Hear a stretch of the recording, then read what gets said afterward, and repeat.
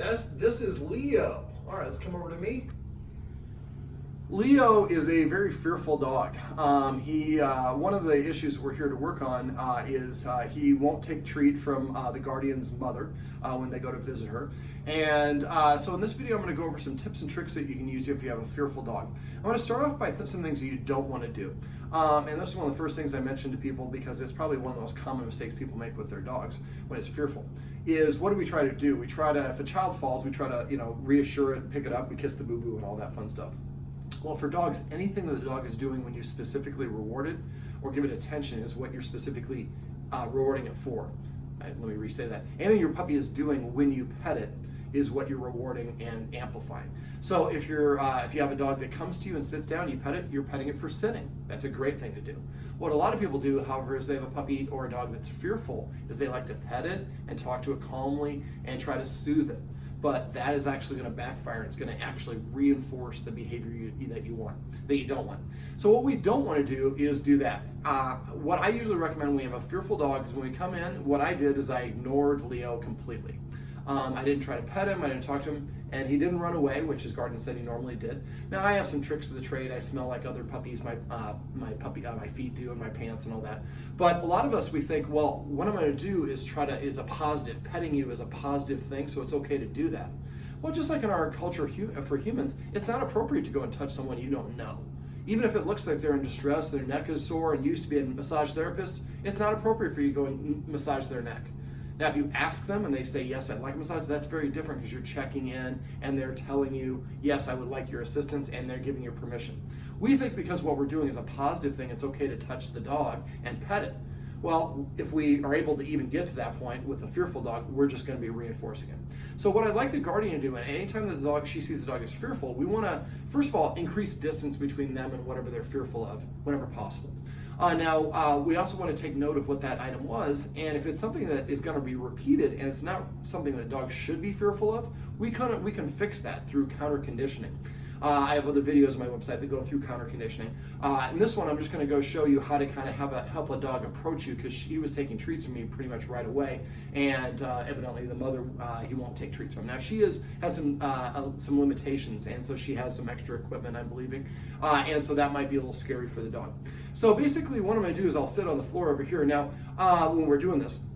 When you go to visit mom, what I want you to do is just have mom ignore the dog completely. Don't pet the dog, don't look at it, don't say, oh, what a sweetie, and come on. Because again, we think these are all positives, but the dog's like, I don't want you, I'm leery of the equipment that you have, or the smell of your place, or the location, or there could be a whole bunch of different reasons.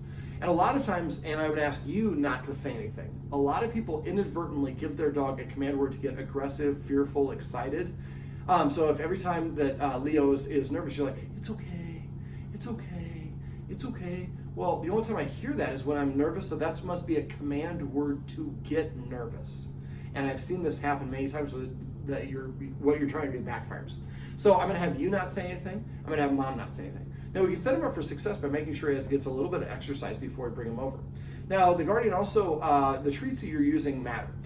These are Tricky Trainers. These are chicken liver. I'm going to leave the bag here with you. You can get these on Amazon or Chewy.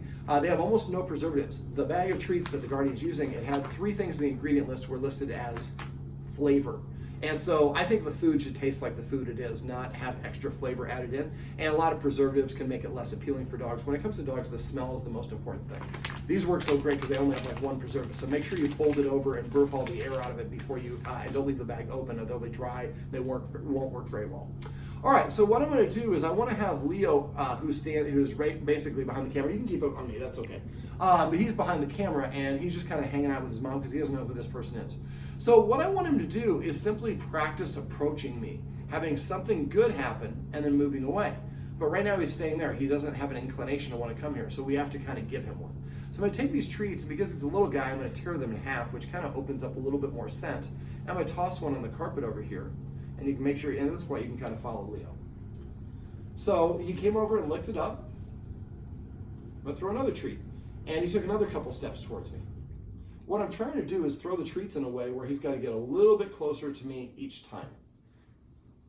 And what I'm not saying is go get it or any of those things. Now, he's okay with it. So there we go. He walked away. So he walks away, just throw another treat on the ground. And even if only leans towards it, that's all that we need at some points. And you see that jitterness, that is likely cortisol, the stress hormone in the dog's blood.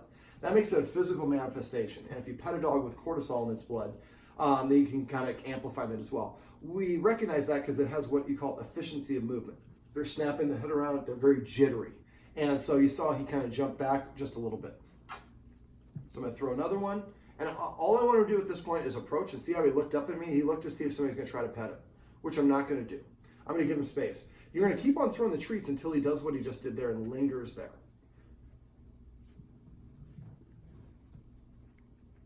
Now, I don't know what the carpet or the flooring is like at Mom's place. Dog's eyes are not very good for detail or for color. So if the carpet has a big pattern in it or there's a lot of stuff on the floor, make sure you pick all that stuff up. Some people will lay down like a white towel, so it's very easy for the dog to see. You can see the contrast on this light colored carpet, but a lot of people have patterns and the dog just can't see it. We want to make it as easy as possible. So we're going to keep on tossing these treats. Now let's say that I'm going to toss this treat further away to get Leo to move further away. Well, he didn't see that one, so that's a good little tip. When you're doing this, make sure the dog is looking at you before you throw any of these treats. So I'm going to throw one far away. So I kind of threw it. There we go. Let's see if he'll figure that one out.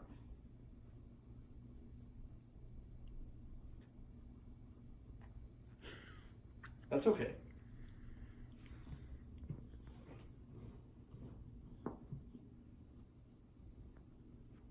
So basically, he didn't see those, and so that's a good illustration why you want to do it. Well, let's say he's where he is now. There, he's going to see him. There we go. So let's say that's as close as he'll come. What I want to do is I want to throw the treat halfway, and you can come back to me for this. When you first start doing this, give him a couple of minutes when he first comes into your mom's place to kind of explore. Nobody's petting him. He gets to go where he wants and sniff around and kind of check things out. Once he's kind of come back to you, then I'm going to have you give your mom a handful of these treats, and I would tear them in half for her so she doesn't have to do that. And so what she's going to do is just throw it halfway distance between her and the dog. And if the dog won't come and take it, then I want you to throw the treat halfway distance between the treat that you threw and the dog. So if this is 100% between me and the dog, at first you throw it to 50%. If the dog won't come to that 50%, then you throw it to the 75%, which is halfway distance between the dog and the treat. All we want for the first step is just him to like lean or take one step. Then eventually like 2 steps, 3 steps, 4 steps. And eventually what you can do is you're going to breadcrumb him and get him closer and closer to you. Now, if he won't come, and if you see his back, watch his back legs here. I call that lean, stealing second base. So keep on doing this until he doesn't have that lean anymore. Don't try to pet him. Don't try to get him to him in his hand until you don't have any of that lean. And what you want him to do is not have the lean and linger like he did there. And if he moves away, that's fine, because I want him to practice approaching me, have something good happen, and then move away on his own volition the whole time, and nobody's trying to do anything he doesn't like. Now, this might take a couple visits because he's built up some behavior patterns of going to your mom's multiple times. That's okay. So tell mom, again, Rome wasn't built in a day, and have maybe your mom watch this. And so you keep on doing this, and try to keep the visit short if he won't come all the way. And you could probably do this 2 or 3 times in a visit. So spend like 2 or, go in there, let him kind of sniff around, get his thing. When he comes to you, give mom the treats, have him start tossing them, and if mom has dexterity problems, you could toss for her. And just the idea is get him closer and closer. But don't encourage. Oh, that's great. So now eventually he might start coming over on his own, which is what he did there. So I give him a full treat for that, kind of a bigger reward. So you're going to keep on doing this until he kind of lingers like that. And then when you actually want to give it to him, what I want to do is I'm going to tear it in half.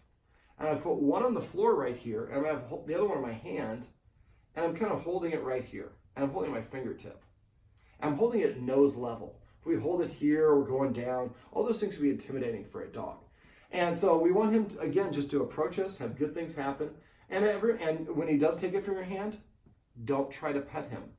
This, again, most of us go too far too fast. And it's really, you just got to think of it as just helping him feel relaxed and comfortable and coming close to us and getting good things happen. We have less of a lean now.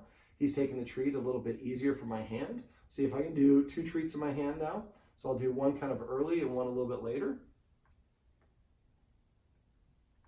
There you go. There's a little crumb in there too. And resist trying to pet him, because that's what a lot of people are going to do. and that's going to make him more fearful. There you go, buddy. Let's make that a little bit right there for you. So it's going to be a process. Now, while you're doing this, again, the whole visit, mom should not be trying to talk to him or do anything. And every once in a while, kind of, if he sits or lays down, she should pull out a treat and kind of crinkle the bag to get his attention.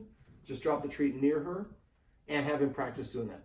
And again, you want to have he had nothing, no lean at that point. He's lingering. And so now at this point, and see, I'm doing this without the treat. And you see how now we have the hesitation. So we're going to kind of marry these together. We have a treat on the floor. It's easy for him. Then we have this one that's in our hand ready to go. And we're going to do this. When we are doing this, no big movements. Don't snatch something and try to make your timing it. It's just that little wrap got him a little bit nervous. So be ready. Have the treat split. Give them to your mom in a little container. Make it very easy, or hand them to your mom. Or again, you can toss for her. But the first step is we just want to approach without any lean and linger and get all the way up to mom. Second step is we leave one on the floor and then we try to offer it to him. And you see, even this one is a little bit too much for him.